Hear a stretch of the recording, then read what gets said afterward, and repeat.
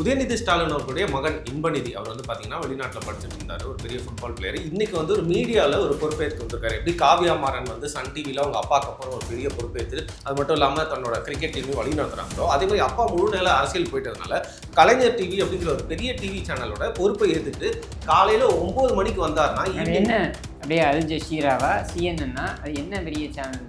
தன்னுடைய குடும்பத்துடைய நிறுவனத்தில் போய் தான் உட்கார்றது ஒரு நாட்டுக்கே பெரிய சேவை மாதிரி நீங்கள் பேசுகிறீங்கன்னா எந்த அளவுக்கு நம்மளை வந்து கொண்டு வந்து நிறுத்திருக்காங்க. இவன் எல்லாம் ஒரு ஆள், இவன் என்ன, இவனுடைய பின்னணி என்ன, இவன் என்ன இப்படி ஜெர்னலிசம் படிச்சு வந்து உட்கார்றாங்க. தன்னோட கொள்ளு தாத்தா தன்னுடைய தந்தை அவங்களுடைய வாழ்க்கையை படித்தாலே அவருக்கு ஒரு அனுபவம் தானே, அதெல்லாம் பார்த்துட்டு வந்து என்ன வாழ்க்கை. அப்போ இது மாதிரி அவன் கொள்ளு தாத்தா, இப்போ எங்கள் தாத்தா கூட தான் இதுவாக இருந்தேன் சப் ரிஜிஸ்ட்ரார் ஹைகோர்ட்டில், நான் போய் உட்காந்துட முடியுமா ஹைகோர்ட்டில்? கலைஞர் டிவியில் ஹெட்டு, அதுக்கப்புறம் இளைஞர் அதில் வந்து பார்த்தீங்கன்னா ஒரு பதவி, அதுக்கப்புறம் வந்து ஒரு எம்எல்ஏ சீட்டு. இது ஒரு ரூட் மேப் இல்லையா? ஸோ அதனால இது யாருக்கான ரூட் மேப்? ஒரு குடும்பத்தில் இருக்கக்கூடிய ஒரு நபர் ஒரு சாராருக்கு மட்டுமான ரூட் மேப். இதே ரூட் மேப் அந்த கட்சியில் இருக்கக்கூடிய மற்றவர்களுக்கு பொருந்துமா? யூரோப்பில் ஏதோ ஒரு ஊரில் வந்து அவன் வந்து அங்கே ஃபுட்பால் கற்றுக்க போகிறான் அப்படின்னு கதை விட்டீங்க. அதுக்கப்புறம் அவன் திடீர்னு இப்போ வந்திருக்கான், இப்போ கல்யாண டிவியில் கொண்டு வந்து நுழைக்கிறீங்க. இவன் யார், இவன் என்ன உழைச்சான், இவன் என்ன படித்தான்? உதயநிதி என்ன படித்தாப்புல தெரியுமா? வயதால் படித்தான்னு தெரியும் நமக்கு. என்ன படித்தான்? டிகிரி வாங்கினானா? எதன் அடிப்படையில் இவர்கள் வந்து அங்கே நிற்கிறார்கள்? இவர்களை கொண்டாடுவதற்கும் சில ஜென்மங்கள் இருக்கிறது. இந்த ஜென்மம் எல்லாம் என்னைக்காவது சோர்ந்து நிற்குமா? இவனை எல்லாம் போய் கொண்டாடுவீங்களா? இவன் என்ன தகுதியை வளர்த்து கொண்டான் அங்கே வந்து உட்காந்துருக்கான்? சிம்பிளான கேள்வி. ஒரு ரிப்போர்ட்டராக இருக்க முடியுமா ஒரு நாளைக்கு? இவன் வந்து ஸ்டாலினுக்கு பிறந்தான், ஸ்டாலினுடைய மகன் உதயநிதிக்கு பிறந்தான், அதனால இவனுக்கு கிடைக்கும் அப்படின்றது என்ன இது? இல்லை, இப்போது ஆப்பிரிக்காவில் இருந்து மனிதர்கள் தோன்றி வந்ததாக ஒரு தியரி வந்துருக்கு. அதே வந்து பார்த்திங்கன்னா இங்கே வந்து கலக்கிட்டு இருக்க முதல்வரோட புகழ் திருப்பி ஆப்பிரிக்காவில் வந்து போகுது. தான்சானியாவில் வந்து அதோட புகைப்படத்தை வச்சு கொண்டாடுறாங்க. அந்த காணொலியில் தஞ்சாவூரில் விவசாயிகள் வந்து காரி துப்பிட்டு இருக்கான், அதுக்கு பதில் சொல்கிறதுக்கு துப்பு இல்லை. அதை வந்து மறைச்சிட்டு அவங்களெல்லாம் கைது பண்ணிவிட்டு அவங்களை மிரட்டிட்டு உட்காந்துருக்கீங்க. தான்சானியாவில் வந்து உனக்கு இது ஒரு அல்ப குடும்பம். வணக்கம் இடமலம் நேயர்களே, இன்று சிறப்பான 3 விஷயங்களை பற்றி வந்து பேச இருக்கிறோம். இன்னைக்கு வந்து பார்த்தீங்கன்னா தன்னுடைய வெளிப்படையான பதில்களுடன் நம்மளோட கேள்விக்கு பதிலளிக்க காத்திருக்கும் கிஷோர் கே சாமி அவர்களை வரவேற்றலாம். வணக்கம். வணக்கம். என்ன கண்ணாடி ஸ்டைல சின்னவர் கேட்டப்பில் வந்தால் கொஞ்சம் மரியாதையாக பேசுவீங்க. சின்னது கேட்டப்பிலையா? அப்போயாவது கொஞ்சம் மரியாதை, உங்களுக்கு பயம் இருக்கும் அப்படின்னு தான். ஓஹோ, சரி விடுங்க. எனக்கும் அந்த கெட்ட செட் ஆகல. ஸோ அவனுக்கு மட்டும் நம்ம செட் ஆச்சா? அவன் கிறுக்கு மூஞ்சியும் என்னதான் சொன்னாலும் நம்மளோட டெபுட்டி சிஎம். ஸோ தொடர்ந்து வந்து முட்டாள் தான். இல்லைங்க, இப்போது சினிமாவில் இருந்தார், தொழில் பண்ணிட்டு இருந்தார். அதுக்கப்புறம் வந்து பார்த்தீங்கன்னா வந்து அதை விட்டுட்டு முழு நேர அரசியல்வாதியாக வந்து மாறி இப்போ வந்து துணை முதலமைச்சராக வந்து தமிழகத்தை கலக்கிட்டு இருக்காரு. இந்த நேரத்தில் வந்து பார்த்தீங்கன்னா அவருடைய வீட்டில் இருந்து இன்னொருத்தருக்கு வந்து மீடியாவில் ஒரு பெரிய பொறுப்பு ஏற்றிருக்காரு. அதை குறித்து பேசி மீடியானா கலைஞர் டிவிங்க. கலைஞர் டிவி ஒரு மீடியாவா? ஏன் இன்னைக்கு வரைக்கும் வந்து பல கோடி மக்கள் பார்வையாளர்களாக இருக்காங்க. மாநாட மார்பாட ஏங்க நீங்கள் இவ்வளோ நாள் அதையே சொல்லிட்டு இருப்பீங்க. மார்பாட மாநாடு உங்க கூட சேர்ந்து அதை என் வாயால் சொல்லிட்டேன். அப்புறம் இந்த கருணாநிதி தனம் இது, அப்புறம் இந்த என்னது வித்தவுட் டிக்கெட்டு, இந்த மாதிரி சொல்லி சொல்லி எவ்வளோ நான் காலம் ஓட்டிகிட்டே இருக்க போறீங்க. காலம் இருக்கிற வரைக்கும், கருணாநிதி இருக்கிற வரைக்கும் இதெல்லாம் கருணாநிதியுடைய பெயரை சொல்லிகிட்டு இருக்க வரைக்கும் இதையெல்லாம் பேசப்படும். சரியா? இப்போ கூட ஒரு 3-4 நாள் முன்னாடி தஞ்சாவூரில் போய் கருணாநிதி சிலை திறந்து வச்சார்ல, ஏன் திறக்கிறீங்க? நீங்கள் திறந்தீங்கன்னா வித்தவுட் டிக்கெட்னு தான் சொல்லுவோம். அவங்க டெல்டாக்காரங்க, அந்த டெல்டாவில் வந்து ஒரு சிலை இருக்கணும் அப்படின்னு சொல்கிறேன். அப்போ நீ திறக்கிறேன்னா அப்புறம் டெல்டாவில் உங்கள் கதை என்னன்றதை நாங்கள் பேசுவோம்ல, அங்கேருந்து எப்படி வந்தேன் நீன்றதை நாங்கள் பேசுவோம். சரி, ரோட் ஷோ பற்றி நம்ம கடைசியாக பேசலாம். அதுக்கு முன்னாடி வந்து உதயநிதி ஸ்டாலின் அவர்களுடைய மகன் இன்பநிதி அவர் வந்து பார்த்தீங்கன்னா வெளிநாட்டில் படிச்சுட்டு இருந்தார், ஒரு பெரிய ஃபுட்பால் பிளேயர். இன்னைக்கு வந்து ஒரு மீடியாவில் ஒரு பொறுப்பேற்று வந்திருக்காரு. எப்படி காவியா மாறன் வந்து சன் டிவியில் அவங்க அப்பாவுக்கு அப்புறம் ஒரு பெரிய பொறுப்பேற்று, அது மட்டும் இல்லாமல் தன்னோட கிரிக்கெட் டீமையும் வழி நடத்துகிறாங்களோ, அதே மாதிரி அப்பா முழு நேர அரசியல் போயிட்டதுனால கலைஞர் டிவி அப்படிங்கிற ஒரு பெரிய டிவி சேனலோட பொறுப்பை ஏற்றுட்டு காலையில் 9 மணிக்கு வந்தார்னா என்ன அப்படியே அல் ஜசீராவா சிஎன்என்னா அது என்ன பெரிய சேனல்? ஒரு சேட்டலைட் சேனல். எவ்வளோ ஒரு கம்பெனிக்காரங்கிட்டேருந்து 370 கோடி ரூபாய் கடனை வாங்குறேன்னு சொல்லி பொய்ய சொல்லிட்டு ஊரை ஏமாற்றி அது அதுவும் என்ன மொழி தெரியாத காய்கறி கம்பெனிக்காரன், குசைகாம் ஃப்ரூட்ஸ் தானே அந்த நிறுவனத்தோட பேர். அவன் கொடுத்த 370 கோடியில் வாங்கப்பட்டது தானே இது அந்த மாறன் சகோதரர்களோட இவங்க குடும்பத்தில் இருந்த சண்டையில் இவங்க வந்து போட்டிக்கு ஆரம்பித்த சேனல் தானே அது. இல்லைங்க, என்னதான் நீங்கள் யாரோ படிக்கிறாங்களோ இல்லையோ, முரசொலி தான் வந்து பார்த்தீங்கன்னா வந்து கலைஞர் அவர்களுடைய மனசாட்சியாக இருந்துச்சு. அதே மாதிரி வந்து திமுகவுடைய ஒரு முகப்பா அவங்களோட பிரச்சாரத்துக்கு மட்டும் இல்லாமல் தமிழக மக்களை மகிழ்விக்கும் ஒரு சிறந்த சேனலாக வந்து பார்த்தீங்கன்னா கலைஞர் டிவி இருக்குது. அதற்கு வந்து பொறுப்பேற்று காலையில் 9 மணிலேருந்து தினமும் சாயங்காலம் 5:30 மணி வரைக்கும் பார்த்தீங்கன்னா அங்கே ஒரு சேவை. தன்னுடைய குடும்பத்துடைய நிறுவனத்தில் போய் தான் உட்கார்றது ஒரு நாட்டுக்கே பெரிய சேவை மாதிரி நீங்கள் பேசுகிறீங்கன்னா எந்த அளவுக்கு நம்மளை வந்து கொண்டு வந்து நிறுத்திருக்காங்க பாரு. இல்ல அது அவங்க குடும்பத்தோட நிறுவனம். இது ஒன்றும் பொது சேவைக்காக கொடுக்கப்பட்டிருக்க நிறுவனம் கிடையாது. அவங்க குடும்பத்தோடைய நிறுவனம், தொலைக்காட்சி நிறுவனம் அது. அந்த நிறுவனத்தில் காலையிலேருந்து சாயங்காலம் போய் அவர் உட்கார்றாரு அப்படின்றது ஒரு பெரிய உட்கார்றான் என்ன உட்கார்றாரு அவன் உட்கார்றான் அப்படின்றது வந்துட்டு பெரிய ஒரு சாதனையாக வந்து என்கிட்ட சொல்கிறீங்களே. நீ காலையிலேருந்து 9 மணி 5 மணி உட்காந்தா எனக்கு என்ன இல்லை 24 மணி நேரம் அங்கேயே உட்காந்தா எனக்கு என்ன? இது ஒரு தமிழ்நாட்டுக்கு ரொம்ப முக்கியமான விஷயமா இது. இவன் எல்லாம் ஒரு ஆள், இவன் என்ன, இவனுடைய பின்னணி என்ன, இவன் என்ன இப்படி ஜெர்னலிசம் படிச்சு வந்து உட்கார்றான். நாங்கள் அனுபவ கல்வி தானங்க ரொம்ப என்ன அனுபவம் எனக்கு இருக்க முடியும்? இது வரைக்கும் என்ன அனுபவம் இருக்குது? சரி, அனுபவ கல்வினா எப்படி? நீங்கள் ஒரு தொலைக்காட்சியில் ஊடகத்தில் பணி செஞ்சுருக்கீங்க, எடுத்த உடனே போய் காண்டிங்களா? படிப்படியாக தான் போகும். எப்படி, எதுலேருந்து ஆரம்பிச்சிங்க? இன்டர்ன்ஷிப்பில் இருந்து ஆரம்பித்தோம். அந்த இன்டர்ன்ஷிப் கிடைக்கிறதுக்கு எவ்வளோ கஷ்டப்பட்டுருப்பீங்க? ஒரு இன்டர்வியூ, அந்த இன்டர்வியூவில் ஒரு 50 பேர் இருப்பான், அந்த 50 பேரில் நம்ம சூஸ் ஆகணும். அதுக்கப்புறம் இன்டர்ன்ஷிப்பு, அதில் நமக்கு மேலே இருக்கக்கூடிய சீனியர்ஸு, இவங்களெல்லாம் நம்ம வந்து சமாளிக்கணும், இம்ப்ரெஸ் பண்ணணும், சமாளிக்கணும். இதையெல்லாம் கடந்து உள்ளுக்குள்ள இருக்கக்கூடிய இன்டர்னல் பாலிட்டிக்ஸு, இதையெல்லாம் கடந்து பர்மனெண்ட் ஆகும் ஸ்டாஃப் அப்படின்னு வந்து அந்த ஒரு வேலிடேஷன் கார்டா, ஐடென்டி கார்டு கொடுத்தாங்கனாக்கா அது அவ்வளோ பெரிய விஷயமா மெடல் மாதிரி நம்ம வச்சுருக்கோம். ஆக்சஸ் கார்டு நம்ம வந்து ஒரு மெடல் மாதிரி வச்சுருப்போம். இதான வழிமுறை. இதை ஏதாவது இவன் அண்டர்கோ பண்ணியிருக்கானா? இல்லைங்க, அவங்க தாத்தா, அதாவது கொள்ளு தாத்தா வந்து பார்த்தீங்கன்னா ஒரு பல்கலைக்கழகம், அவங்களுடைய தாத்தா இப்போ வந்து பல்கலைக்கழகம்லாம் ஒன்றும் கிடையாது, ஊழல் திலகம். பல்கலைக்கழகம் என்ன பல்கலைக்கழகம்? ஊழல் திலகம். தன்னோட கொள்ளு தாத்தா தன்னுடைய தந்தை அவங்களுடைய வாழ்க்கையை படிச்சாலே அவருக்கு ஒரு அனுபவம் தானே. அதெல்லாம் பார்த்துட்டு வந்து என்ன வாழ்க்கை. அப்போ இது மாதிரி அவன் கொள்ளு தாத்தா, இப்போ எங்கள் தாத்தா கூட தான் இதுவாக இருந்தார், சப் ரெஜிஸ்ட்ரார் இருந்தார் ஹைகோர்ட்டில். நான் போய் உட்காந்துட முடியுமா ஹைகோர்ட்டில், மெட்ராஸ் ஹைகோர்ட்டில்? எங்கள் தாத்தா இருந்தார் சப் ரெஜிஸ்ட்ரார், நானும் போய் உட்காந்துட முடியுமா? அவர் வாழ்க்கையை நான் படித்தேன், அவர் வாழ்க்கை பாடத்தை நான் பார்த்தேன் அப்படின்ட்டு. கருணாநிதி மாதிரி ஊழல்லாம் பண்ணல, பணம் திருட்டுத்தனம் பண்ணுறது, திருட்டு பணம் சம்பாதிக்கிறது, அதெல்லாம் அவர் பண்ணலை, நியாயமாக இருந்தார். அவர் இறந்த பொழுது இந்த குடும்பத்துக்கு எதுவுமே விட்டு போகல. அவருடைய ஜெனுவினிட்டி, அவருடைய குழந்தைகளை படிக்க வைத்தார், ஒரு நல்ல நிலைக்கு கொண்டு வந்தார். அதோட அவர் கடந்து போயிட்டார். அவங்க குழந்தைங்க அவங்களா வளர்ந்து வந்தாங்க, எங்கள் அப்பா உட்பட. சரியா, இப்படி தான் நாங்கள் வந்திருக்கோம். அப்போ எங்கள் தாத்தா சபரேஸ்வரர் இருந்தால் நான் போய் கோர முடியுமா? கோர்ட்டு ஒத்துக்குமா? இல்லைங்க, இப்போ வந்து இளவரசருக்கு பார்த்தீங்கன்னா டியூக் ஆஃப் எடின்பர்க் அப்படிங்கிற ஒரு பட்டம் வந்து கொடுப்பாங்க. அங்கேருந்து அதுக்கப்புறம் வந்து அரசராக போயிட்டு வந்து அந்த பேலஸ். அவர்கள் மன்னர்கள். இல்லைங்க, நான் சும்மா உங்களுக்கு புரியறதுக்காக சொல்கிறேன். அதே மாதிரி இப்போ கலைஞர் டிவியில் ஹெட்டு, அதுக்கப்புறம் இளைஞர் அதில் வந்து பார்த்தீங்கன்னா ஒரு பதவி, அதுக்கப்புறம் வந்து ஒரு எம்எல்ஏ சீட்டு. இது ஒரு ரூட் மேப் இல்லையா? ஸோ அதனால இது யாருக்கான ரூட் மேப்? ஒரு குடும்பத்தில் இருக்கக்கூடிய ஒரு நபர், ஒரு சாராருக்கு மட்டுமான ரூட் மேப். இதே ரூட் மேப் அந்த கட்சியில் இருக்கக்கூடிய மற்றவர்களுக்கு பொருந்துமா? என்ன அடிப்படையில் நீங்கள் கொண்டு வந்து குறை வைக்கிறீங்க? இல்லை, விமர்சனம் செய்வீங்க. இல்லைன்னா நாளைக்கு என்ன டக்குன்னு வந்து உட்காந்துட்டாருன்னு, இப்போவே ஒரு பயிற்சிக்குள்ளான ஒரு படிநிலையை வந்து தாண்டி வந்தாருன்னா ஒரு எக்ஸ்பீரியன்ஸ். இதில் என்னங்க பயிற்சி இருக்குது? பயிற்சி எக்ஸ்பீரியன்ஸ்னால் என்ன? நீங்கள் கீழ்நிலையிலேருந்து வரணும். இப்போது உதாரணத்துக்கு அம்பானி இருந்தார், திருபாய் அம்பானியோடைய பையன் முகேஷ் அம்பானி. அவர் ஒரு கம்பெனியில் போய் வேலை செய்கிறார், ட்ரெயினராக. அதுக்கப்புறம் அம்பானியோடைய நிறுவனத்திலே ஒரு பொறுப்பு கொடுக்குறாங்க கடைநிலையில், அது வேலை செய்கிறாரு. அப்புறம் மேலே வராரு. ரத்தன் டாட்டா எடுத்துக்கோங்க, டாடா நிறுவனத்துடைய நிறுவன தலைவராக இருந்து மறைந்த ரத்தன் டாட்டா. அவர் பார்த்தீங்கன்னா அவர் வந்து அந்த நிறுவனத்தில் ஒர்க்கர்ஸோடு சேர்ந்து வருவார். அவருடைய இதை எடுத்து பார்த்தீங்கன்னா, சுயசரிதையை எடுத்து பார்த்தீங்கன்னாக்கா இதிலெல்லாம் இது குறிப்பிட்டிருக்கோம். ஸோ இவைகள் அந்த மாதிரி வந்து சொந்தமாக உழைச்சி தொழிலதிபர்களாக வளர்ந்தவர்களே அவர்களுடைய மகன்களை தகுதியின் அடிப்படையில் வளர்த்துக்கணும், தகுதிகளை வளர்த்துக்கொள்ளணும் அப்படின்றதுக்கு பயிற்சிகளை கொடுக்குறாங்க. அப்படி என்ன நீங்கள் இங்கே இதை கொடுத்தீங்க இவனுக்கு? இவன் யார்? கொஞ்ச நாள் முன்னாடி ஃபுட்பால் விளையாடுறான் நீங்கள். அப்புறம் இங்கே நார்வேவா, இங்கே ஒரு ஊரில் லண்டன்னா நார்வே ஏதோ ஒரு ஊரில், யூரோப்பில் ஏதோ ஒரு ஊரில் வந்து அவன் வந்து அங்கே ஃபுட்பால் கற்றுக்க போகிறான் அப்படின்னு கதை விட்டீங்க. அதுக்கப்புறம் அவன் திடீர்னு இப்போ வந்திருக்கான், இப்போ கலைஞர் டிவியில் கொண்டு வந்து நுழைக்கிறீங்க. இவன் யார், இவன் என்ன உழைச்சான், இவன் என்ன படித்தான்? உதயநிதி என்ன படித்தாப்புல தெரியுமா? வயதால் படித்தான்னு தெரியும் நமக்கு. என்ன படித்தான்? Degree வாங்கினானா?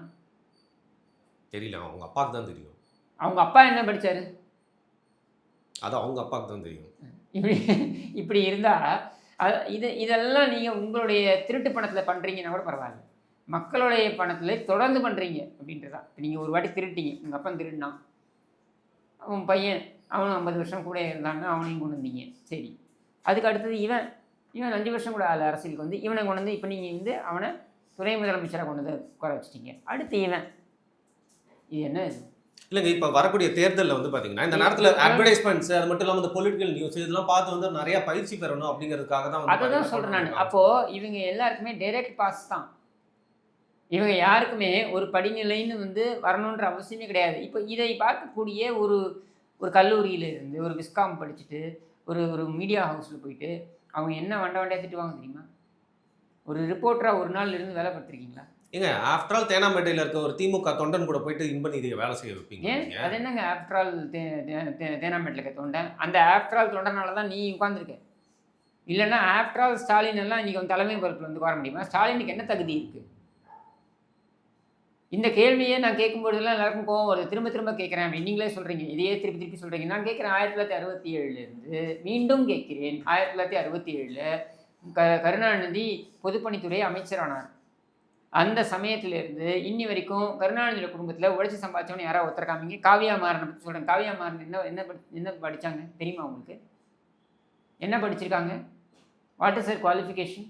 What is sir eligibility factor? அது அவங்க கலாநிதி மாறனுடைய மகள் தவிர்த்து வேறு எந்த தகுதியும் கிடையாது. இதே காவியா மாறன் ஒரு தனிநபராக இருந்தால் என்ன மரியாதை இருந்திருக்கும்? அப்படி நம்ம பார்க்க முடியாது. அப்படி தான் பார்க்கணுங்க. அப்படி தான் பார்க்கணும். நம்ம பணம் திருட்டு பணம் அப்படி தான் பார்ப்போம். நீங்கள் இன்னைக்கு நீ பொதுவெளியில் வரும்பொழுது பொதுவெளியில் ஒரு முகம் தெரியும் பொழுது இப்போ மற்றவங்க யார்ட்டையும் நான் யாராவது பேசுகிறேன்னா கருணாநிதி குடும்பத்தில் எவ்வளோ பேர் இருக்காங்க அவங்கள பற்றிலாம் நான் பேசுகிறேன். வெளியில் பொதுவெளியில் வந்து தெரியும் பொழுது அந்த முகங்களை பார்க்கும்பொழுது இந்த முகங்கள் இந்த அருவருக்கத்தக்க முகங்களை பார்க்கும்பொழுது இவர்களை பார்த்து இவர்களுடைய தகுதிகள் என்ன, எதன் அடிப்படையில் இவர்கள் வந்து அங்கே நிற்கிறார்கள், இவர்களை கொண்டாடுவதற்கும் சில ஜென்மங்கள் இருக்கிறது. இந்த ஜென்மம் எல்லாம் என்னைக்காவது சோர்ந்துன்னு இருக்குமா? இவனை எல்லாம் போய் கொண்டாடுவீங்களா? இவன் என்ன தகுதியை வளர்த்து கொண்டான் அங்கே வந்து உட்காந்துருக்கான்? சிம்பிளான கேள்வி. ஒரு ரிப்போர்ட்டராக இருக்க முடியுமா ஒரு நாளைக்கு? ஒரு மைக்கை பிடிச்சிட்டு போய் அந்த வெயிலில் மழையில் நின்று ரிப்போர்ட்டர் வேலை பார்க்குறான் பாருங்க. முன்கள பணியாளர்கள்ட்ட கோவிட் வந்து உயிரை பணையம் வைத்து எத்தனை ரிப்போர்ட்டர்ஸ் வேலை பார்த்தாங்க தெரியுமா? எத்தனை பேர் இறந்து போனாங்க தெரியுமா? அவங்களுக்கெல்லாம் இல்லாத வாய்ப்பு இவன் வந்து ஸ்டாலினுக்கு பிறந்தான், ஸ்டாலினுடைய மகன் உதவாநிதிக்கு பிறந்தான், அதனால இவனுக்கு கிடைக்கும் அப்படின்றது என்ன இது? இல்லை, இப்போது ஆப்பிரிக்காவிலேருந்து மனிதர்கள் தோன்றி வந்ததாக ஒரு தியரி வந்து இருக்குது. அதே வந்து பார்த்திங்கன்னா இங்கே வந்து கலக்கிட்டு இருக்க முதல்வரோட புகழ் திருப்பி ஆப்பிரிக்காவில் வந்து போகுது. தான்சானியாவில் வந்து அவரோட புகைப்படத்தை வச்சு கொண்டாடுறாங்க. அந்த காலனியில் தஞ்சாவூரில் விவசாயிகள் வந்து காரி துப்பிக்கிட்டு இருக்கான், அதுக்கு பதில் சொல்கிறதுக்கு துப்பு இல்லை. அதை வந்து மறைச்சிட்டு அவங்களெல்லாம் கைது பண்ணிவிட்டு அவங்கள மிரட்டிட்டு உட்காந்துருக்கீங்க. தான்சானியாவில் வந்து உனக்கு இது ஒரு அல்ப குடும்பம். எங்க தஞ்சாவூரில் ரோட் ஷோவில் எல்லாருக்கையும் கை குலுக்கிட்டு தானே. என்ன கை குலுக்கினாரு? You are appointed, you are rejected அப்படின்னு அந்த இவர் பண்ணுவார். அப்புறம் அந்த கவுண்டமணி செந்தில் காமெடி வருமே, அந்த மாதிரி தோதா இருக்கிறவங்கள்ட்ட மட்டும் கை கொடுக்குறது. என்ன மன்னர் பரம்பரையா நீ? எல்லாருமே வந்து நீ அந்த வீடியோவை பார்த்தீங்களா? வீடியோவை பார்த்தீங்களா? எப்படி தட்டி விடுறாரு பார்த்தீங்களா? இல்லைங்க, அது எப்படின்னா வந்து ஸ்போர்ட்ஸ் பீப்புள்லாம் எல்லாருமே கை கொடுப்போம், எல்லாருமே கை கொடுக்க மாட்டாங்க, தட்டிகிட்டே போவாங்க. அதே மாதிரி வந்து பார்த்தீங்கன்னா அந்த WWF கூட எல்லாரும் தட்டிகிட்டே போவாங்க. இவர் அப்படியே ஸ்போர்ட்ஸ்மேனா இவர்? ஏன் இதை வந்து உனக்கு ஏன் தேர்தலுக்கு முன்னாடி, அதாவது கடந்த தேர்தலுக்கு முன்னாடி உனக்கு ஏன் போய் அந்த கரும்பு காட்டில் வந்து கான்க்ரீட் இது போட்டு ரோடு போட்டு போய் பட்டு புடவை கட்டிக்கிட்டு இருக்க கிழவிங்கெல்லாம் கட்டி பிடிச்சிக்கிட்டியே? எல்லாம் உன் சக மாணவிகளாக தான் இருப்பாங்க, உன்னோடைய படித்த கிளாஸ்மேட்ஸாக இருப்பாங்க, இதெல்லாம் கட்டி பிடிச்சிக்கிட்டியே. அப்போது உனக்கு தெரியலையா? எல்லாருமே பனைமரம் ஏறி காட்டி தான் வந்து நிரூபிக்கணுமா சொல்லுங்க? நாங்கள் மக்களுக்கு ஆமாங்க பனைமரம் ஏறி காமிச்சு நிரூபிக்கிறாங்க. உன்னால் முடியுமா? அவங்க ஏறி நிரூபிக்கிறாங்க. அவங்களுக்கு அந்த அந்த மக்களோட ஈடுபாடு இருக்குது. மக்கள் சொல்கிறாங்க நீ ஏறுங்கன்னு சொல்கிறாங்க, அவங்க ஏறுறாங்க. சரியா? உன்னால் அதை பண்ண முடியுமா? நீ வந்து நாடகம் தான் ஆடிக்கிட்டு இருக்க. கீழே அடுப்பே வைக்காத உங்களுக்கு வந்து நீ வந்து கரண்டியை விட்டு கிளறுவிய. நீயும் முன்னாட்டியும் தானே பண்ணுவீங்க. ஒவ்வொரு பொங்கல் போதும் பார்த்துருக்கீங்களா? கீழே நெருப்பே இருக்காது, மேலே இது கரண்டியை கிளறுவார். இவ்வளோதான். நீ இந்த மாதிரி நாடகம்லாம் யாரும் ஆடணும்னு அவசியம் கிடையாது. தேர்தலுக்கு முன்னாடி என்னப்பா பண்ண? நீ ஒரு ஜமக்காலத்தை கொண்டு போய் லேகியம் விற்கிறவங்க மாதிரி போய் ஒரு ஊரை கிராமமாக உட்காந்துக்கிட்டு ஆற்றுன்னு ஆற்றினியே, இல்லாத வாக்குறுதியெல்லாம் கொடுத்தியே, அதையெல்லாம் நீ நிறைவேற்ற முடிஞ்சா உன்னால்? இன்னும் டான்சானியாவில் கொண்டாடுறாங்கன்ற வெக்கமா இல்லை உனக்கு? உன் குடும்பத்துக்கே இதே புத்தி தான், இதே வேலை. ஞாபகம் இருக்கு அவங்களுக்கு அந்த ஸ்டாம்பு சித்தர் அப்படின்னு நம்ம சொல்லிட்டு இருப்போமே, ஆஸ்திரியா ஸ்டாம்பு. அது அதுக்கு முன்னாடி கெண்டக்கி கர்னல், எப்பவுமே இவங்களுக்குன்னு ஒரு விருதுகள் வழங்கப்பட்டதாக இவர்களே பெருமைகளை இவர்களே பேசிக்கொள்வார்கள். அண்ட் மாற்றுத்திறனாளி வேர்ல்ட் கப் அந்த வேர்ல்ட் கப்பு அதனால சொன்னேன். 2 கப்பு வேற வேற மாதிரி கொண்டு கொடுக்குறான். அதை கூட வந்து ஒரு இன்டெலிஜென்ஸ் சொல்ல மாட்டான். இது ஒரு கப்பு ஒரு மாதிரி இருக்குது, அது ஒரு கப்பு ஒரு மாதிரி இருக்குது. எப்படா 2 வேற வேற மாதிரி கப்பு இருக்குது, பொம்மைக்கு ஒரு கப்பை கொடுக்குறான், துணை பொம்மைக்கு ஒரு கப்பை கொடுக்குறான், எப்படா அது வேற வேற மாதிரி இருக்குன்னு கேட்க மாட்டான். அந்த அறிவே கிடையாது இவங்களுக்கு. சரி, நீங்கள் ஆஃபீஸர்ஸ்ன்னு சொல்லும் போது எனக்கு இன்சைட் நியூஸ் ஏதாவது தெரிஞ்சால் சொல்லுங்கள். சமீபத்தில் வந்து நிறையா நம்ம கேள்விப்படுறது அரசியல் வட்டாரங்களில், அது வந்து போலீஸ் லெவலில் இருக்கவங்களா இருந்தாலும் சரி, இல்லை ஐஏஎஸ் ஆஃபீஸர்ஸாக இருந்தாலும் சரி, இப்போ வந்து தேர்தல் நெருங்க பல பேர் வந்து டர்ன் கோட்ஸ்ன்னு சொல்லுவாங்க, டக்குன்னு கட்சி மாறுறது அப்படிங்கிற மாதிரி வந்து பார்த்தீங்கன்னா வந்து எதிர்கட்சியை சார்ந்தவங்க கிட்ட போய் பேசுறது, இந்த பிரச்சனைக்கும் எனக்கும் எந்த சம்மந்தமே இல்லைன்னு சொல்லிட்டு வந்து கை விரிக்கிறாங்க அப்படிங்கிறாங்க. ஸோ திமுக ஆட்சி வந்து கவிழ போகுது, திருப்பியும் வந்து திமுக ஜெயிக்க மாட்டாங்கன்னு அவங்களே முடிவு பண்ணிட்டாங்களா? இல்லை, எந்த ஆட்சியுடைய 4 ஆண்டுகள் முடிந்த உடனே எந்த ஆட்சியாக இருந்தாலுமே இந்த அதிகாரிகள் வர்க்கம் இருக்காங்க இல்லையா, இந்த அதிகாரிகள் வர்க்கம் வந்து எப்போவுமே ஒரு ஆட்சி வரத்துக்கு ஒரு குரூப் வந்து ஒர்க் பண்ணுவாங்க. அந்த ஆட்சியில் அவங்க பெனிஃபிட் அடைவாங்க, சரியா? அப்போது இன்னொரு குரூப் இருக்கு இல்லையா, அவங்க பெனிஃபிட் அடைஞ்சிருக்க மாட்டாங்க. ஸோ அந்த குரூப் காத்துக்கிட்டு இருப்பாங்க தூக்கி சாப்பிடலாம் அப்படிங்கிற அடுத்த ஆட்சியை கொண்டு வரதுக்கு. அப்போ தான் அவங்க பெனிஃபிட் ஆக முடியும் அப்படின்னு சொல்கிறதுக்கு. அப்போது இந்த குரூப் இருக்காங்களே, இவங்க பெனிஃபிட் ஆகிருக்காங்க, ஆனால் இவங்க they have to continue to benefit அப்படின்ற மாதிரி. இப்போ உதாரணத்துக்கு ராதாகிருஷ்ணன் பார்த்தீங்கன்னாக்கா கடந்த ஆட்சியிலேயே வந்து அவர் வந்து கோலோச்சினார். எப்பவுமே அவரோட ஃபேஸ் தெரியும். இந்த ஆட்சியிலையும் அது தொடர்ந்தது. இந்த மாதிரி ஒரு சில அதிகாரிகள் தான் வந்து கண்டினியூ பண்ணுறாங்க. மற்றவங்கலாம் பார்த்தீங்கன்னாக்கா அவங்க வந்து அடுத்த கவர்மெண்ட் வரும்போது இவங்களை மாற்றி போட்டுருவாங்க. ஸோ அதனால் இவங்க போய் அட்டம் பண்ணுறது அப்படின்றது நடக்கக்கூடிய இல்லை. அப்போ அவங்க சென்ஸ் பண்ணுறாங்களான்னு கேட்குறேன். திரும்பவும் திமுக வந்து ஆட்சி கட்டில் அமர மாட்டாங்க அப்படிங்கிறத அவங்க சென்ஸ் பண்ணி இப்படி பண்ணுறாங்க. சரி, முதல்ல சென்ஸ் பண்ணக்கூடியவங்க அவங்கள தான் இருப்பாங்க. முதல்ல சென்ஸ் பண்ணக்கூடியவங்க யார் தெரியுமா? காவல்துறை. ஏன்னா அவன் மக்களோட புழங்கிட்டு இருக்காங்க. They can sense. அவங்க என்ன சொல்லுவாங்கன்றது நமக்கு தெரியாது. அதாவது ஆளும் வர்க்கத்திட்ட போயிட்டு இந்த உளவுத்துறை வந்து என்ன கொடுக்கும்ன்றது நமக்கு தெரியாது. உங்களுக்கு பிடிச்ச மாதிரி நான் பேசுவேன் கொடுக்கலாம். ஆனால் சென்ஸ் பண்ணக்கூடியவங்க, கிரவுண்டில் சென்ஸ் பண்ணக்கூடியவங்க அவங்கள தான் இருப்பாங்க. நீங்கள் போகிறீங்க, உங்களுக்கு திடீர்னு எனக்கு பார்த்தீங்கன்னா ஒரு உதாரணம் சொல்கிறேன். நான் ஏற்கனவே சொன்னதை பதிவு பண்ணுறேன். நான் இந்த ஆட்சி வந்த ஒரு மாதத்தில் நான் வந்து என்னை அரெஸ்ட் பண்ணாங்க. ஸ்டாலின் மேலே அவ்வளோ பெரிய ஒரு எதிர்பார்ப்பு இருந்தது அந்த காலகட்டத்தில். அப்போ நான் முதலமைச்சரை திட்டி தான் நான் உள்ளே போகிறேன் அப்படின்ற ஒரு டாக் இல்லை, ஜெயில் ஃபுல்லாக, பிரிசன் ஃபுல்லாக. பிரிசனில் பார்த்தீங்கன்னா இருந்த முக்கியமாக அந்த குண்டாஸில் இருந்த கைதிகள் நிறைய பேர் என்ன எப்படி பேசுறீங்க, ஸ்டாலின் தெரியுமா? குண்டாஸில் வந்து அவர் வந்து அவரே வந்து விசான்றது குண்டாஸ் தானே, எமர்ஜென்சி டைமில் ப்ரிவென்டிவ் கஸ்டடி தானே, ப்ரிவென்டிவ் கஸ்டடி தடுப்பு காவலில் வந்து அவரே பாதிக்கப்பட்டதுனால தடுப்பு காவல்ன்றதை நீக்க போகிறார். குண்டாஸ்ன்றதே இருக்காது, நீக்க போகிறார். நீங்கள் வேணால் பாருங்கள், என்ன நீங்கள் எங்கே ஸ்டாலினில் போய் இப்படி தப்பாக பேசிட்டீங்க இப்படின்ட்டு. காவலர்கள் சில பேர் எங்கிட்ட ரொம்ப கடுமையாக நடந்துக்கிட்டாங்க. கடுமையான மூஞ்சியை காட்டுவாங்க, ஃபிசிக்கலாக பேசுகிறாங்க, ஃபிசிக்கலாக எதுவும் பண்ண மாட்டாங்க, பட் முகத்தை காமிப்பாங்க, முகம் சொல்லிப்பாங்க. இந்த மாதிரி நீங்கள் என்ன சிஎம், எங்கள் சிஎம்ஐ பேசுவீங்களா நீங்கள் அப்படின்னு. அடுத்த ஆண்டு திரும்பவும் கைது செய்யப்படுறேன். 2022 நவம்பர் போகிறேன் சிறைக்குள்ளே. அதே காவலர்கள், ஏங்க நீங்கள் சொன்னதெல்லாம் சரிதாங்க, என்னங்க ஆட்சி இது, ஒரே வருஷத்தில் இந்த சலிப்பு, இந்த ஏமாற்றம் வந்துடுச்சு, சரியா? இப்போது காவல்துறை என்ன பார்க்கும் அப்படின்னா, இந்த ஆட்சி நிற்க போகிறது இல்லை.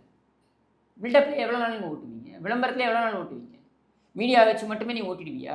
சோஷியல் மீடியா வச்சு மட்டுமே நீ ஒரு ஆட்சியை நடத்திட முடியுமா? முடியாது. அடித்தட்டு மக்கள், பாதிக்கப்பட்ட மக்கள், இவங்கெல்லாம் வந்து வெகுண்டு எழுந்து வந்து வாக்களிக்கக்கூடிய நிலையில் அவங்க இருக்காங்க. அவங்க என்ன சும்மா இருப்பாங்கன்னு நினைக்கிறீங்களா? கிடையவே கிடையாது. இப்போ நல்லா வாயமூட்டிருப்பாங்க. நீ மக்களை மட்டும் எப்பவுமே குறைத்து மதிப்பிடாதீங்க. நான் தான் சொல்லுவேன், கருணாநிதி போன்றவர்கள் வேண்டுமானால் மக்களை பார்த்து சோற்றால் அடித்த பிண்டங்கள்னு சொல்லுவாங்க. என்றைக்கும் அதிமுக நீங்கள் பார்த்துருக்கீங்களா? ஏன் அதிகப்படியான ஆண்டு அவங்க ஆள்றாங்க தெரியுமா? மக்களை எப்பவுமே குறைச்சி மதிப்பிட மாட்டாங்க. ஏன்னா நமக்கு தெரியும், அவன் ஆள் மனசில் அவன் எல்லாத்தையும் வச்சுட்டு இருப்பான். இது எலெக்ஷன் டைம் வருது பாருங்க, போட்டு பார்த்துருவான். உன் கதை என்னன்றதை போட்டு பார்த்துருவான். நீ குளத்தூர்லேயே உனக்கு டப்பா டான்ஸ் ஆட போகிறதா இல்லையா பாரு. அப்படி சொல்கிறேன், நான் கண்டிப்பாக சொல்கிறேன். ஸ்ட்ராங் ஹோல்டு இல்லையா அது? நீங்கள் பாருங்கள், குளத்தூர்லேயே நீ வந்து தண்ணி குடிக்க வேண்டியது. சரி, பெரிய கிளைம் ஒன்று வைக்கிறீங்க. இந்த நேரத்தில் ஒரு கட்சிக்கும் இப்போ அவங்களோட நிலைமை எப்படி பார்க்கப்படுறாங்க தேர்தலும் சொல்லலாம். சீமான் அவர்கள் வந்து விஜயின் வருகையினால அந்த 8% வாக்க தக்க வச்சுக்கணும். விஜய் திருப்பியும் சினிமாவுக்கு போயிடுவாரா? ஏன்னா அவர் கூட எந்த ஒரு கூட்டணியும் மேலே தனித்து இருக்காரு, இன்னைக்கு என்ன ஆக போகிறாரு அப்படின்னு. அண்ட் அதே மாதிரி வந்து பார்த்தீங்கன்னா அதிமுக பாஜகவோட கூட்டணி சேர்ந்து பலமா இல்லை அதுவே பலவீனமா மாறிடுமான்னு. அதே மாதிரி இப்போ திமுகவுக்கு வந்து பார்த்தா கட்சியில் என்ன நடக்குது அப்படிங்கிறத தாண்டி ஒரு குடும்பத்தை சென்ட்ரிக்காக இருக்கிறதுனால இப்போ குடும்பத்தில் என்ன நடக்குது அப்படிங்கிற கேள்வி இருக்கு. ஏன்னா வந்து ஒருத்தர்கிட்ட அந்த ரெயின்ஸ் வந்து இன்னொருத்தர்கிட்ட கண்ட்ரோலாக போகுதுங்கிறப்போ ரிட்டர்ன் ஆஃப் த மாப்பிள்ளை அப்படின்னு ஒரு விஷயம் சொன்னாங்க. ஸோ இறுதியாக இதை பற்றி சொல்லுங்க. இதை பற்றி உங்களுக்கு ஏதாவது தகவல் தெரியுமா? அதாவது சபரீசன் அவர்கள் திருப்பியும் வந்துட்டாரு அப்படின்னு சொல்லிட்டு இருந்தாங்க இல்லையா? அப்போ அவர் வந்துட்டாரா? அவரோட செயல்பாடுகள் தொடங்கியிருக்கா? குடும்பத்தில் இப்போ வந்து பார்த்தீங்கன்னா தேர்தல் நெருங்க நெருங்க என்ன நடந்துச்சு? சபரீசனை பொறுத்த வரைக்கும் அவர் வந்து கடந்த தேர்தலில், அதாவது 2021 தேர்தலில் வந்து அவருடைய ரோல் ரொம்ப பெரிய அளவு இருந்தது. ஏன்னா 2019 2021 வரைக்கும் அந்த கூட்டணியை அப்படியே தக்க வைத்து கொண்டு போகிறது ஒன்று. கம்யூனிஸ்ட் வந்து இந்த பக்கம் வரத்துக்கு தயாராக இருந்தாங்க. பாஜகவுடன் அதிமுக கூட்டணி வைக்கலைன்னா கம்யூனிஸ்டில் ஒரு ஒரு கம்யூனிஸ்ட் வரத்துக்கு தயாராக இருந்தாங்க. கமலஹாசனுடையும் பேச்சுவார்த்தை நடந்தது. ஸோ இப்போ இந்த சமயத்தில் அவர் கூட்டணியை தக்க வைக்கிறதுக்கு இவருடைய ரோல் ரொம்ப முக்கியமான ரோல். சபரீசன் ரோல் ரொம்ப முக்கியமான ரோல். ப்ளஸ் பணத்துக்கு இவங்களுக்கு தட்டுப்பாடு இருந்தது. ஃபண்ட்ஸ்க்கு ப்ராப்ளம். அவங்க அவங்க எப்பவுமே அவங்க சொந்த பணத்தை எடுத்து செலவு பண்ணியிருக்காங்க. கருணாநிதி குடும்பம் என்றைக்குமே அவங்க சொந்த பணத்தை எடுத்து செலவு பண்ணியிருக்காங்க. ஸோ இந்த ரைட்ஸ் மூலிமா கேசஸ் மூலிமா வந்து பார்த்தீங்கன்னா எங்கெங்கெல்லாம் ஃபண்ட்ஸ் வருதோ அதை ஃபனல் டவுன் பண்ணிட்டாங்க அப்படிங்கிறீங்க. இவங்க வந்து வாங்குறது தான் எல்லார்ட்டையும். இப்போ ஐஸ்வரி கணேஷ் இருக்காருன்னா ஐஸ்வரி கணேஷ் 50 கோடி இந்த மாதிரி வாங்குறது தான்.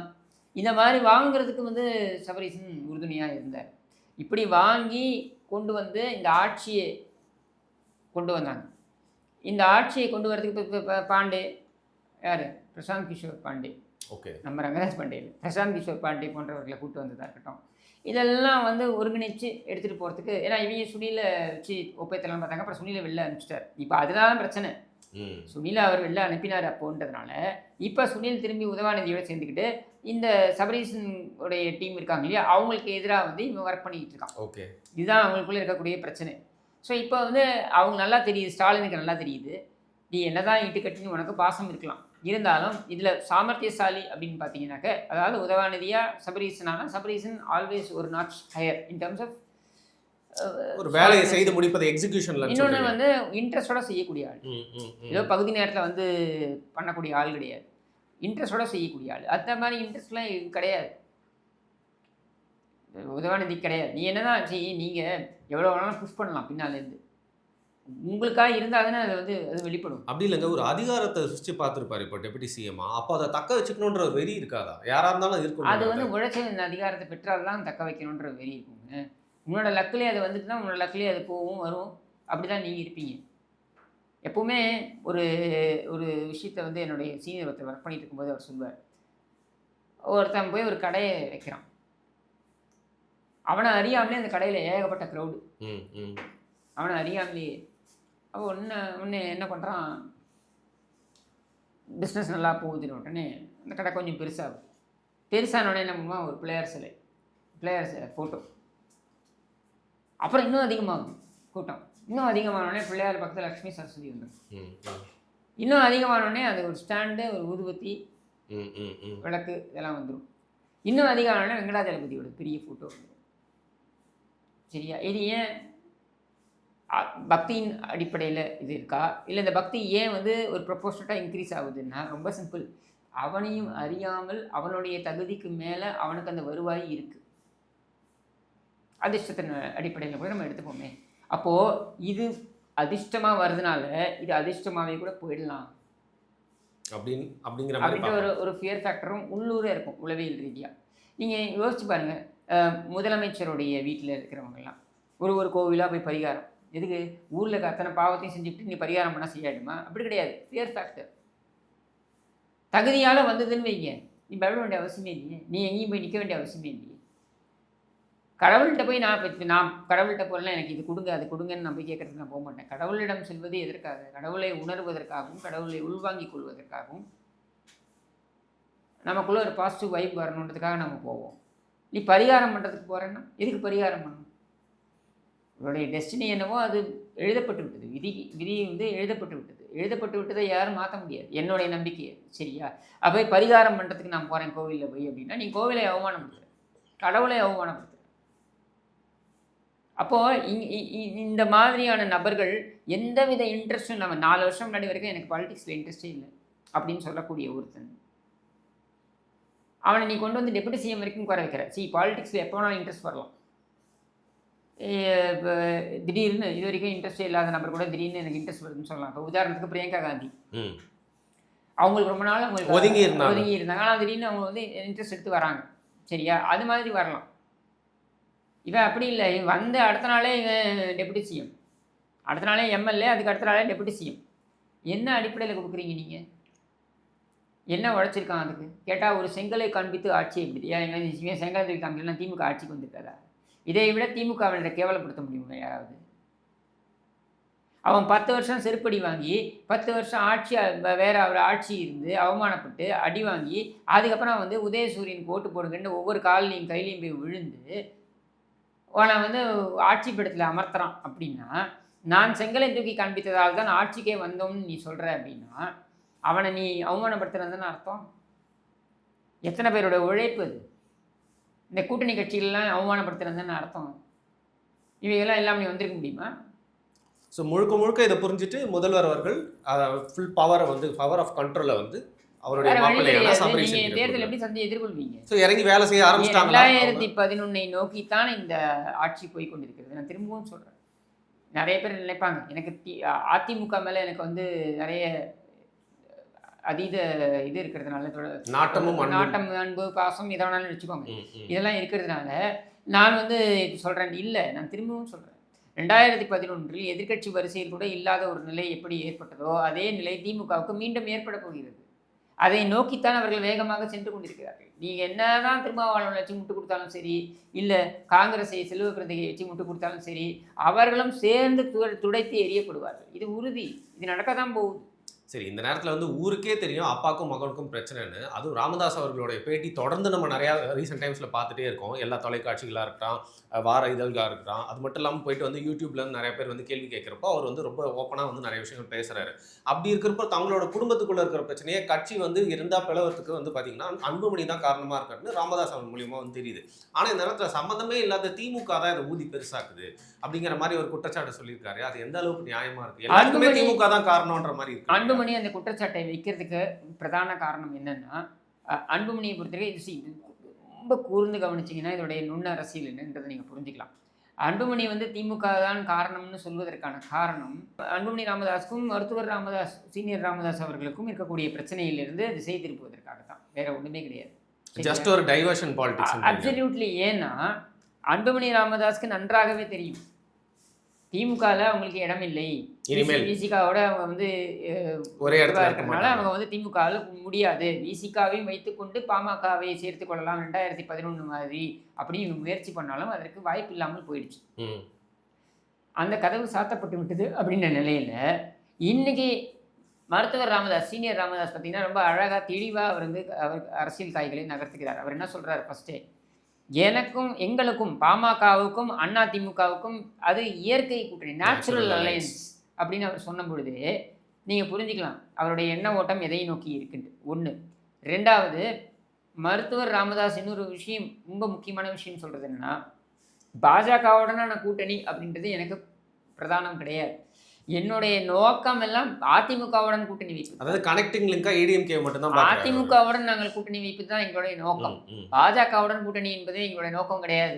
அது கடைசி நிமிஷத்தில் என்னையும் மீறி என்னுடைய சம்மதத்தை பெறாமல் அவர்களாக முடிவு எடுத்து விட்டு என்னை கட்டாயப்படுத்தினார்கள், நிர்பந்தப்படுத்தினார்கள் அப்படின்றத அவர் பதிவு பண்ணுறார். 24. ஆமாம், அவர் பதிவு பண்ணுறார். அப்போது ரொம்ப தெளிவாக 2024 நடந்தது தவறு அப்படின்றத வெளிப்படுத்திட்டார். இப்போ அன்புமணி ராமதாஸால் இதை சரின்னு சொல்ல முடியாது, இல்லைன்னு சொல்ல முடியாது, மறுக்கவும் முடியாது. அண்ட் பாஜக வழியாக தேசிய ஜனநாயக கூட்டணி, அதன் வழியாக அதிமுகவுடன் பேச்சுவார்த்தை அப்படின்றத அதிமுகவும் விரும்பாது, மருத்துவர் ராமதாஸ் அவர்களும் விரும்ப மாட்டார்கள். அப்படின்னும் பொழுது இவர் வந்து திமுகவை தான் நாங்கள் எதிர்க்கிறோம், திமுக தான் குழப்பத்தை ஏற்படுத்துகிறது அப்படின்னு சொல்வதன் மூலமாக இந்த பேசிக் கொஸ்டின், கட்சியின் வாக்கு செல்வாக்கு யாரிடம் இருக்கிறது? செல்வாக்கு அன்புமணி ராமதாஸ் அவர்களிடம் இருக்கிறது அப்படின்னாக்க அன்புமணி ராமதாஸ் வந்து பாமகவுடைய அந்த பொதுக்குழுவில் இருக்கக்கூடிய உறுப்பினர்கள், பெருவாரியான உறுப்பினர்கள் வந்து அவர் பக்கம் இருக்காரு, அவர் பக்கம் தான் இருக்காங்க, இல்லைன்னா மறுக்கல. மருத்துவர் ராமதாஸ் பக்கம் தான் வாக்குகள் இருக்குது. கட்சி ஸ்ட்ரக்சரலி பார்த்தீங்கன்னா அன்புமணி ராமதாஸ் பக்கம் இருக்குது. வாக்குகள் செல்வாக்கு யார் பக்கம் இருக்கு? மக்களுடைய செல்வாக்கு யாருக்கு இருக்கு? மருத்துவர் ராமதாஸிடம் தான் இருக்குது. அதனால தான் அவர் வந்து எப்பவும் பார்த்தீங்கன்னா ஐயா எங்கள் வழிகாட்டி, ஐயா வந்து உடைய என்ன சொல்லுக்கு நாங்கள் கட்டுப்பட தயாராக இருக்கிறோம், நான் மன்னிப்பு கேட்கிறேன். நீங்கள் மன்னிப்பு கேட்கணும்னா எங்கே சார் போய் கேட்கணும்? தைலாபுரம் தோட்டத்தில் போய் கேட்டுருக்கணும். அவர் சொல்படி நான் கேட்கிறேன், அவர் தான் சொல்கிறாரு. அவர் சொல்படி கேட்குறேன்றீங்கள, அவர் தான் சொல்கிறாரு நீங்கள் செயல் தலைவராக இருங்க, நான் தலைவராக இருக்கேன்றாரு. இல்லை, எல்லா இன்டர்வியூலையும் அதான் கிளியராக சொல்கிறாரு. அவர் அதை சொல்கிறாருல்ல, அப்போ அவர் சொல்படி கேட்க வேண்டியதானே? அவர் சொல்படி கேட்கணும்னா அதானே பண்ணணும். அவர் மேலே இருக்க ஹீட்டை வந்து இறக்கி வைக்கிறதுக்காக திமுக அப்படின்னு. ஸோ இவ்வளவு தான் விஷயம். நான் இது இது இது சொல்கிறதுனால எனக்கு மருத்துவர் ராமதாஸ் மேலேயோ அன்புமணி ராமதாஸ் அவர்கள் மேலேயோ எந்த இடத்துலையும் காழ்ப்பு நடிச்சுக்கிட்டேன். எனக்கு 2 பேரையுமே நான் வந்து மதிக்கிறேன். 2 பேர் மேலேயும் எனக்கு பாசம் உண்டு.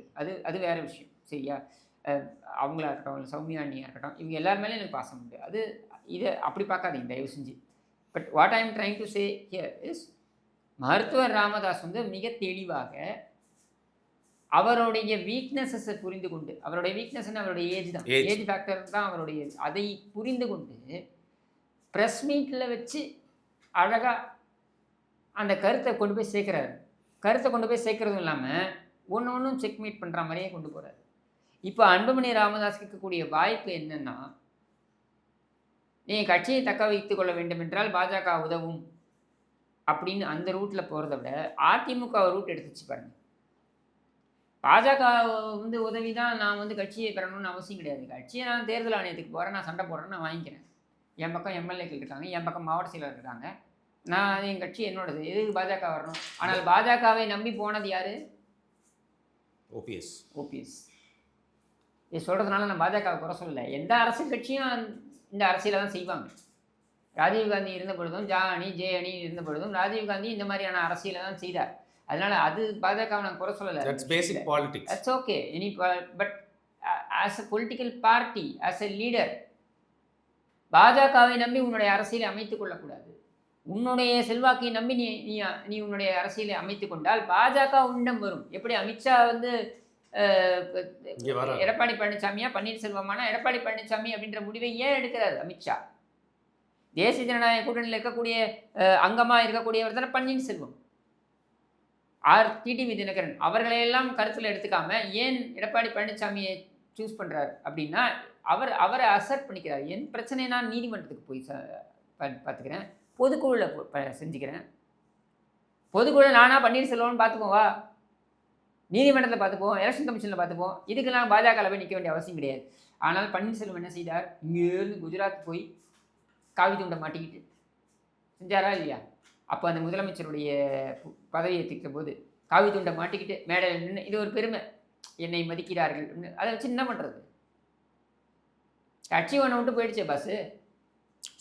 கட்சியில் மிகப்பெரிய செல்வாக்குடன் கோலோச்சிய உன்னுடைய தவறான முடிவுகளின் காரணமாக எங்கே வந்து நிறுத்தியிருப்பார்.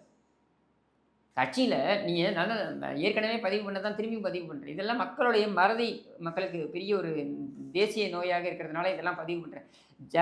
ஜனவரி 17 2017 ஜனவரி 17 புரட்சித் தலைவருடைய அந்த பிறந்தநாள் விழா நடக்குது. எங்கே? இதில் ராமாவரம் தோட்டத்தில். நானும் அங்கே இருக்கேன். பொதுச் செயலாளராக இடைக்கால பொதுச் செயலாளராக தேர்வு செய்யப்பட்டிருக்கார் யார்? திருமதி சசிகலா. அவங்க வராங்க. முதலமைச்சர் பன்னீர்செல்வம், ஏன்னா அவர் February 4 தானே அவர் இது பண்ணுறாரு, பதவி விலகிறாரு. இவர் முதலமைச்சர் வராரு. ஜல்லிக்கட்டு பெரிய இதாக இருந்த சமயம் பன்னீர்செல்வத்துக்கு ஜல்லிக்கட்டு நாயகன் என்று மிகப்பெரிய அளவில் பூஸ்ட்டு.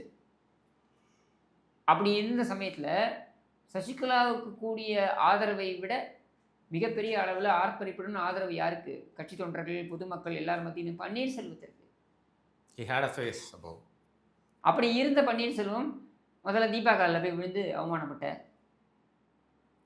அடுத்து நீங்கள் உன்னுடைய கட்சியுடைய பிரச்சனையை உன் கட்சி தொண்டர்கள்ட்ட தான் நீ ஆலோசனை கேட்டிருக்கணும். உன் கட்சி தொண்டர்களை அழைத்து நீ ஆலோசனை கேட்டிருக்கணும். நீ மாறா என்ன பண்ணுற? ஆடிட்டர் குருமூர்த்திகிட்ட போகிற. நான் ஆடிட்டர் குருமூர்த்தி தவறு சொல்லலை. யாருமே அவர்கிட்ட போனாங்கன்னா அவருடைய ஆலோசனையை அவர் சொல்ல போகிறார். சரியா? அவராக வந்து வெளியே வந்து ஒரு பிரச்சனையோ ஒரு குழப்பத்தையோ ஏற்படுத்தலை. ஆனால் அவருடைய உதவி வேண்டும் என்று ஒருவர் சொல்லும்பொழுது அவர் ஆலோசனையை வழங்க போகிறார். அவ்வளவுதான். இப்போ நீ அங்கே போகிற, உன் கட்சிக்குள்ளே இருக்கக்கூடிய பிரச்சனையை நீ அங்கேருந்து சால்வ் பண்ணணும்னு பார்க்குற, டெல்லியை வச்சு சால்வ் பண்ணணும்னு பார்க்குற, அப்படி ஒர்க் அவுட்டே ஆகாது. அதே மாதிரி அன்புமணி அவர்கள் போகாம you should do the right thing. நீங்கள் அசெப்ட் பண்ணுங்க. நான் இப்பவும் சொல்கிறேன், அன்புமணி அவர்களுக்கு 2 சாய்ஸ் நான் பார்க்குற வரைக்கும். ஒன்று என்னன்னா, தந்தை சொல் மிக்க மந்திரம் இல்லை என்பதனை நீங்கள் உண்மையிலேயே உணர்வு பூர்வமாக நீங்கள் சொல்லப் போகிறீர்கள் என்றால் போயிடணும். அப்படியே அவர் சொல்கிறத, அவர் காலம் வரைக்கும் அவர் சொல்கிறத கேட்டு நடங்க. இல்லை, நான் வந்து ஒரு தலைவராக என்னை நிலைநாட்டி கொள்ள வேண்டும் இப்பொழுது.